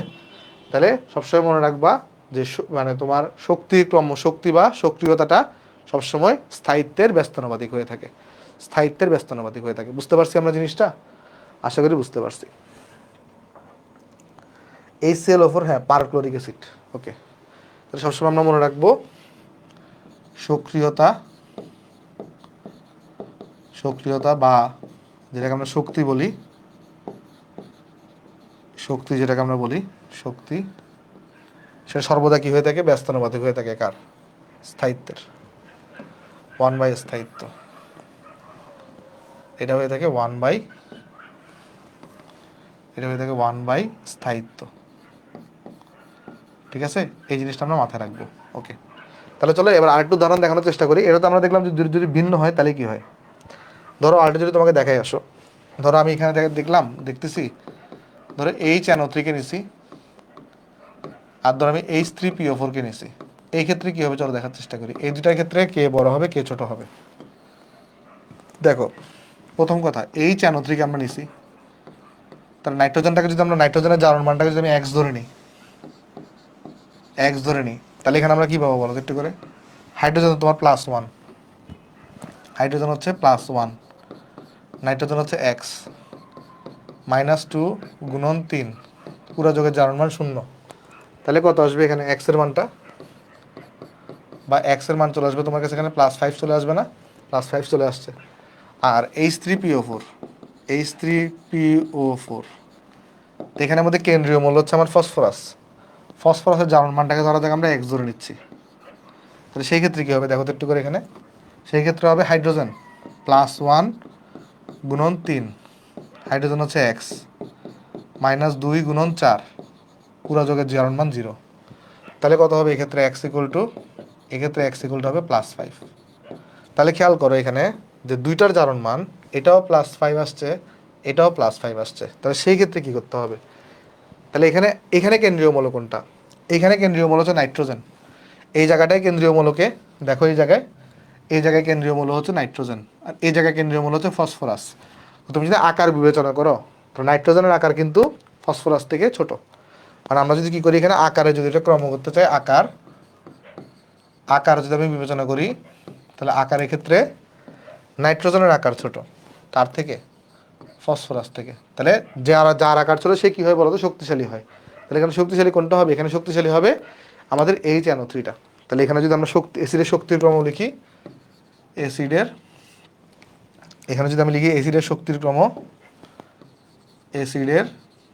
অ্যাসিডের শক্তির ক্রম যদি তোমার কাছে এখানে আমি লিখতে চাই, শক্তির ক্রম, তাহলে কোনটা হবে এখানে অ্যাসিডের শক্তির ক্রম হবে তোমার আমাদের HNO3, এটা বেশি হবে কার তুলনায়? H3PO4। যার আকার ছোট সে তোমার বেশি শক্তিশালী হবে। ক্লিয়ার জিনিসটা? দেখো তো এই কনসেপ্টটা সবাই বুঝতে পারছো কিনা? আশা করি সবাই এই কনসেপ্টটা সবাই এখানে আমরা বুঝতে পারছি। দেখো এই জিনিসটা সবাই এখানে বুঝতে পারছি কিনা আমরা এখানে? আশা করি আমরা সবাই জিনিসটা এখানে আমরা বুঝতে পারছি। তাহলে একটা অ্যাসিড তীব্র বা শক্তিশালী বলতে কি বোঝাবে? যে সেই অ্যাসিডটা তাহলে তোমার কত দ্রুত মানে রিয়াকশন করতে পারে, এটা আমরা লিখে দিয়ে আসো কেমন? যে একটি অ্যাসিড তোমার এখানে হচ্ছে যে তীব্র বা শক্তিশালী বলতে বোঝায়, তীব্র বা শক্তিশালী বলতে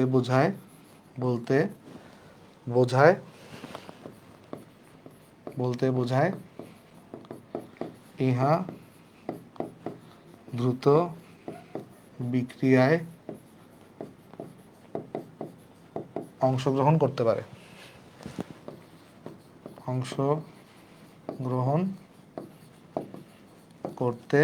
অংশগ্রহণ করতে পারে। ঠিক আছে? আচ্ছা, আশা করি সবাই জিনিসটা এখানে আমরা বুঝতে পারছি। তাহলে এটা ক্ষেত্রে গেছে। তাহলে আমরা এখানে অক্সো অ্যাসিডটা বুঝে গেছি। তাহলে এবার আমরা হাইড্রো অ্যাসিডটা দেখে আসো। অক্সো অ্যাসিড নিয়ে কি কারো কোনো প্রবলেম আছে? অক্সো অ্যাসিড নিয়ে কারো কোনো প্রবলেম আছে? কারো কোনো প্রবলেম থাকলে আমাকে জানাতে পারো। অক্সো অ্যাসিডে যদি কোনো জায়গায় না বুঝো তাহলে আমাকে জানাতে পারো। অক্সো অ্যাসিড যদি কোনো জায়গায় না বুঝো আমাকে জানাতে পারো। অক্সো অ্যাসিড কি সবাই বুঝতে পারছো? ওকে, বুঝতে পারছো সবাই। তাহলে চলো এবার আমরা যাই হাইড্রো অ্যাসিডের ক্ষেত্রে। হাইড্রো অ্যাসিডে কী হয় চলো দেখার চেষ্টা করি আসো। অক্সো অ্যাসিড আমাদের শেষ। এখানে আমরা এখন দেখবো তোমার কাছে এখানে হাইড্রো অ্যাসিডের ক্ষেত্রে কী হয়। তাহলে হাইড্রো অ্যাসিড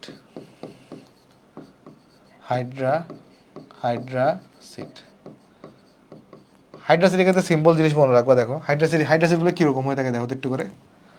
হাইড্রোসিডগুলো হয়ে থাকবে তোমার এখানে ধরো HF, দেখো HF হয়ে থাকে, HCl হয়ে থাকে, HBr হয়ে থাকে, HI হয়ে থাকে। এটা হচ্ছে হাইড্রোসিড, তাই না? এখানে যে জিনিসটা মনে রাখবা হাইড্রোসিডের ক্ষেত্রে, এখানে সবার ক্ষেত্রে হাইড্রোজেনটা কমন, তাহলে ভিন্ন হচ্ছে ক্যাটায়নটা। হাইড্রোসিডের জন্য মনে রাখবা ক্যাটায়নের আকার যত বড় হবে হাইড্রোসিডের শক্তির তীব্রতা তত বেশি হবে। তাহলে কি মনে রাখবে এখানে, সরি ক্যাটায়ন বলছে, অ্যানায়নের আকার যত বড় হবে, মনে রাখবা কি বলো এখানে, অ্যানায়নের আকার যত বড় হবে, অ্যানায়নের আকার যত বড় হবে, অ্যানায়নের আকার যত বড় হবে হাইড্রোসিড তত বেশি শক্তিশালী হবে। হাইড্রোসিড তত বেশি শক্তিশালী হবে। হাইড্রোসিড তত বেশি শক্তিশালী হবে। আচ্ছা, তার মানে যদি আমি এখন দেখতে চাই এখানে যদি শক্তির ক্রম যদি করি, এখানে যদি আমরা শক্তির ক্রমটা করতাম বা শক্তির ক্রমটা যদি এখানে আমি লিখতাম, তাহলে সেটা কীরকম আসতো শক্তির ক্রমটা দেখো।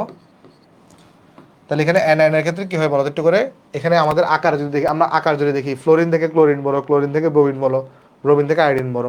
তাহলে শক্তির ক্রমটা কীরকম হবে দেখো। এখানে HF থাকবে সবার শক্তি কম, তাই এর থেকে HCl বড় হবে শক্তি দিক দিয়ে, এর থেকে HBr বড়, এর থেকে HIটা বড়। এখানে আমি যে জিনিসটা জানানোর জন্য একটু আমি দেখাইছি রাখছি এখানে মনে রাখবা তোমার HF যেটা থাকে এটা হয়ে থাকে দুর্বল অ্যাসিড। এটা কি হয়ে থাকে? এটা হয়ে থাকে দুর্বল অ্যাসিড, মানে এটা এত বেশি বিয়োজিত হয় না। বাট এটা বাদে বাকি যেগুলো আছে, এরা হচ্ছে শক্তিশালী অ্যাসিড, এই জিনিসটা মনে রাখতে পারো। এরা হচ্ছে কি বলতো, শক্তিশালী শক্তিশালী শক্তিশালী অ্যাসিড। এই পয়েন্ট একটু মাথায় রাখি। এই যে হচ্ছে তোমার দুর্বল অ্যাসিড, বাট এটা বাদে বাকিগুলো কী হবে বলতো, আমার এখানে সবল অ্যাসিড হবে। ঠিক আছে, তাহলে আশা করি আমরা সবাই এখানে বুঝতে পারছি। তাহলে হাইড্রাসিডের এই জিনিসগুলো আশা করি ক্লিয়ার। হাইড্রাসিডের আশা করি এই জিনিসগুলো সবাই এখানে ক্লিয়ার। দেখো এই জিনিসটা সবাই বুঝতে পারছো কিনা। একটা জিনিস আছে অ্যাসিডের বিয়োজন ধ্রুবক, এটা তোমাদেরকে পড়ায়নি, এটা সামনের লেকচারে পড়াবো। তো কোন একটা অ্যাসিডের যদি বিয়োজন ধ্রুবক বেশি হয়, সেই অ্যাসিড বেশি তীব্র হয়। কেমন, এই জিনিসটা জাস্ট জেনে রাখো, এটা আমরা সামনের লেকচারে পড়াবো। যে বিয়োজন ধ্রুবক নামক একটা টার্ম আছে, কি টার্ম আছে একটা আমাদের এখানে, বিয়োজন ধ্রুবক, মানে এই অ্যাসিডের বিয়োজন ধ্রুবক, এটাকে আমরা আগামী ক্লাসে পড়াবো। অ্যাসিডের বিয়োজন বিয়োজন ধ্রুবক, এটাকে হচ্ছে আমরা কে দিয়ে প্রকাশ করি। জাস্ট এতটুকু মাথায় রাখবা, কে এর ভ্যালু যত বড় হবে সেই অ্যাসিড তত বেশি শক্তিশালী হবে। তাহলে এখানে আমরা কি মনে রাখবো, তোমার এখানে কে এ, এটা যত বড় হবে অ্যাসিড তত বেশি শক্তিশালী হবে, ঠিক আছে, এটা মাথায় রাখবা। আর আরেকটা জিনিস যেটা মাথায় রাখবা সেটা হচ্ছে কি, অজৈব অ্যাসিডগুলা সবসময় জৈব অ্যাসিড থেকে শক্তিশালী হয়। অজৈব অ্যাসিড কী হয় বলতো, সবসময় জৈব অ্যাসিড থেকে শক্তিশালী হয়। সবসময় আমরা কি মনে রাখবো, অজৈব অ্যাসিড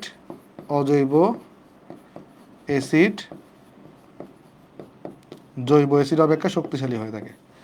জৈব অ্যাসিড অপেক্ষা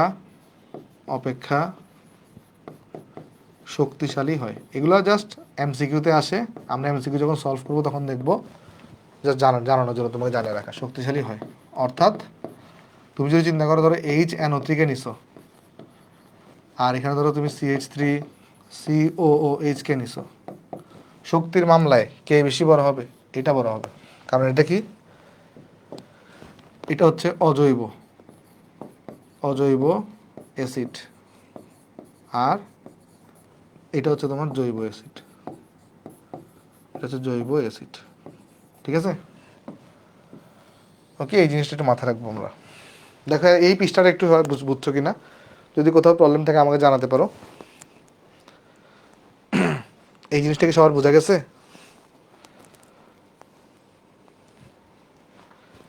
এই জিনিসটা আশা করি সবাই এখানে বুঝতে পারছো। ভাইয়া বিয়োজন আর বিযোজন এর মধ্যে পার্থক্য কি? না, পার্থক্য নাই তো, বিয়োজন আর বিযোজনের মধ্যে পার্থক্য নাই,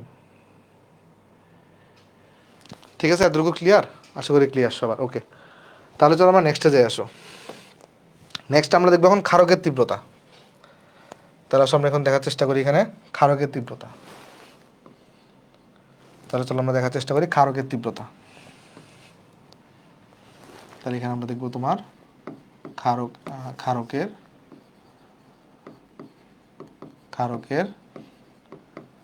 তীব্রতা। আচ্ছা দেখো, আমরা দুই ধরনের ক্ষারক মোটামুটি পাই সবচেয়ে বেশি পরিমাণে, এর বাইরেও ক্ষারক থাকে, তো বেশি পরিমাণে আমরা ক্ষারক পাই দুই ধরনের। কি কি?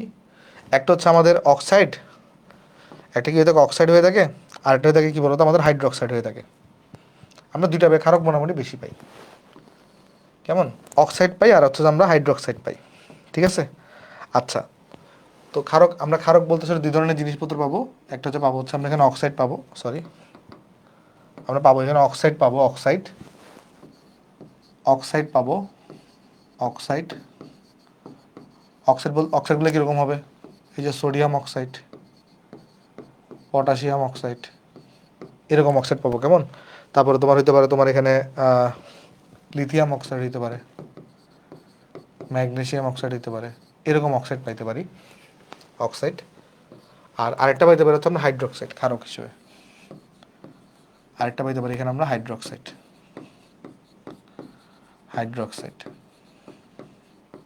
হাইড্রোক্সাইড কীরকম হইতে পারে, সোডিয়াম হাইড্রোক্সাইড, তারপর হইতে পারে তোমার কাছে পটাশিয়াম হাইড্রোক্সাইড, তারপর হতে পারে লিথিয়াম হাইড্রোক্সাইড, তারপর হতে পারে তোমার কাছে এখানে ম্যাগনেসিয়াম হাইড্রোক্সাইড। তাহলে এখন তোমাকে যদি কেউ জিজ্ঞেস করে যে অক্সাইডগুলোর মধ্যে তুমি কিভাবে সক্রিয়তা বের করবা, মনে রাখবা দেখো তো অক্সাইডগুলোর মধ্যে শুধু ক্যাটায়নটা বেরি করতেছে, অক্সিজেন তো ফিক্সড আছে। তাহলে ক্যাটায়নের আকার যত বড় হবে সে অক্সাইড তত বেশি শক্তিশালী হয়, সে ক্ষারক তত বেশি শক্তিশালী হবে। তাহলে এক্ষেত্রে রুলসটা কি মনে রাখবে এখানে, এক্ষেত্রে রুলটা কি এখানে, এক্ষেত্রে রুলটা কি, তাহলে রুল দেখো এই ক্ষেত্রে রুল হচ্ছে তোমার কাছে এখানে ক্যাটায়নের আকার যত বড় হবে ক্ষারক তত বেশি শক্তিশালী হবে।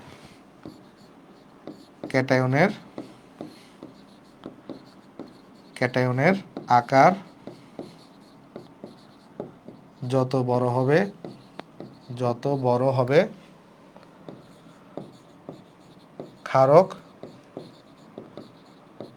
ক্ষারক তত বেশি শক্তিশালী হবে, ক্ষারক তত বেশি শক্তিশালী হবে। যেমন আমি যদি তোমাকে একটু করে একটা গ্রুপ 1কে দেখাই, আসো ধরো গ্রুপ 1 মধ্যে কারা আছে, এই যে লিথিয়াম আছে, এটা থেকে তাহলে তোমার সোডিয়াম বড়, হ্যাঁ এটা এরকম ভাবে বড় আকারে থাকতে থাকে। তাহলে এখন যদি এদের ক্ষারকের শক্তির ক্রম দেখাই, ক্ষারকের শক্তির ক্রম সেটা কীরকম হবে, যেই ক্যাটায়নটা আকারে সবচেয়ে বড় তার ক্ষারক তত বেশি শক্তিশালী হবে। তাহলে লিথিয়াম হাইড্রোক্সাইড থেকে সোডিয়াম হাইড্রোক্সাইড শক্তি বেশি, সোডিয়াম থেকে পটাশিয়াম একটা বেশি, পটাশিয়াম থেকে রুবিডিয়ামটা বেশি, আর রুবিডিয়াম থেকে সিজিয়াম একটা বেশি হবে। ঠিক আছে, এটা হচ্ছে রুলস। দেখো সবাই বুঝতে পারছো কিনা, এটা হচ্ছে আমার কাছে এখানে রুল। তাহলে আমাদের ক্ষারকের তীব্রতা আমরা এখানে পড়ে ফেলছি। ঠিক আছে, এই জিনিসটা কি বোঝা গেছে, এই জিনিসটা কি বুঝতে পারছো ভাই? ওকে, ক্লিয়ার? হ্যাঁ ওকে, আশা করি তোমাদের সবার কাছে এটা ক্লিয়ার। তারপরে আরেকটা জিনিস আমরা দেখাই দিই আজকে, সেটা হচ্ছে কি, ওই যে আমাদের যেরকম অ্যাসিডের বিয়োজন ধ্রুবক ছিল কে, ক্ষারের বিয়োজন ধ্রুবক আছে, এটা নিয়ে আমরা আগামী ক্লাসে আলোচনা করব। ক্ষারের বিয়োজন ধ্রুবককে আমরা বলি কেবি। তাহলে আরেকটা টার্ম আছে আমাদের কাছে, সেটা কি, ক্ষারকের বিয়োজন ধ্রুবক, ক্ষারকের বিয়োজন